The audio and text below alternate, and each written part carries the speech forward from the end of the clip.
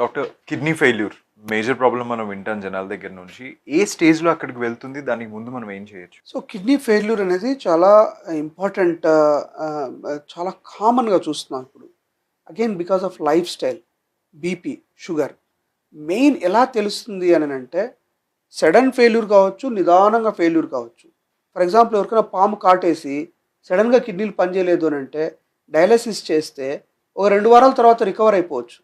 ఎందుకంటే kidney size బాగుంటుంది, దాని బ్లడ్ సప్లై బాగుంటుంది. ఓన్లీ పాము కాటేసింది కాబట్టి ఆ విషం పోయి ఆ కిడ్నీలు పని చేయకుండా చేసింది, బీపీ తక్కువై. రెండోది అట్లా కాదు, daily non vegetarian, daily obesity, working చేయకుండా స్ట్రెస్ తీసుకొని నిదానంగా బీపీ షుగర్ పెరిగి నిదానంగా కిడ్నీ సైజ్ చిన్నగా అయిపోయి 5 సెంటీమీటర్స్ అయ్యాయనుకోండి, కిడ్నీ 10 సెంటీమీటర్లు ఉండాలి. 5 సెంటీమీటర్ అయిందనుకోండి, కిడ్నీలో ఇంకేం దమ్ము ఉండదు. ఎలా తెలుస్తుంది దమ్ లేదని? ఒంటికేమో వస్తూ ఉంటుంది, మనిషికేమో